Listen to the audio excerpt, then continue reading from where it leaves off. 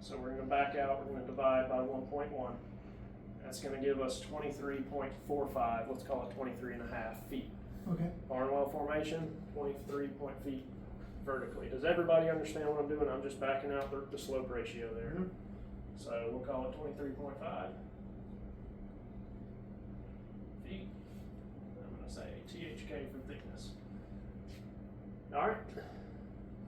We're going to come down. So this itself, formation. Now, the next one, I'm going to do kind of an all-encompassing, and then I'll put the members in here. So we'll call this Huber formation. All right. Within the Huber, we've got the Jeffersonville member. Which is clay, basically, right? Correct. Kaolin, yeah.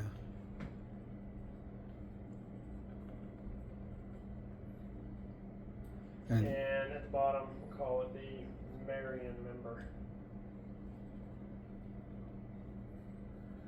And you think this is all Eocene? Is that what you said?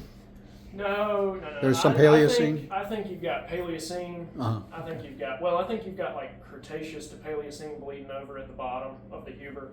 And then you've got primarily Paleocene in the middle, trending up to Eocene right here in the Kaolin. I mean, the Kaolin has been pretty well characterized as Eocene, but I think you've probably got, as far as the unit went, I think you've probably got more Paleocene by volume.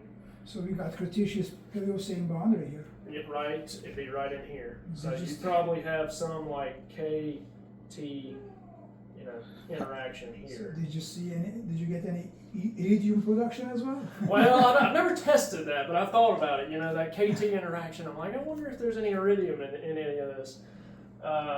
So let's see, Huber formation. I'll draw this on the board and then I'll come back, and then you have to mind my spelling here.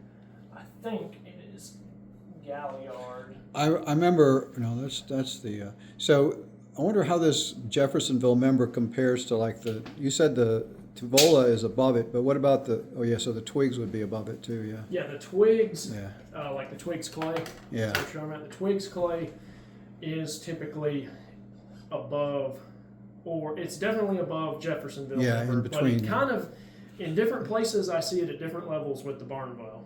I would say Barnwell is above twigs clay, but we don't always have twigs clay Right. because generally that twigs clay is very Fuller's Earth, Montmorillonite, Yeah.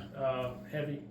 Yeah, that's And- why the van was so messed up when I would drive in there. Yeah, it is nasty. Now, when you get to higher Forgot elevation around what was here good. and head towards down dip to like the southeast, Yeah. you do have some twigs clay Right, that's, yeah. in there as well. But we see a lot of twigs Oh, clay and as you you're- get towards, oddly enough, or What is ironically there enough, between Wilkinson Mill. Jefferson and Marion? I don't know that anyone has officially assigned a name to the middle of the Huber Formation. It just gets collectively known as the Huber Huber. Formation. And Is that Marion member like traceable? How far do you think it's traceable outside this area? when we rode around with Dr. Crawford and his graduate student, he's got now like focusing specifically on that. We have traced it at least over to like basically south of Gordon. So we've identified it, I guess, as far south and west as a little further south than where we were today, and then traced it over to basically Highway 18 just south of Gordon. And I don't know. And they had done some previous work, Voxelighter had done some previous work where they had traced it into Washington County.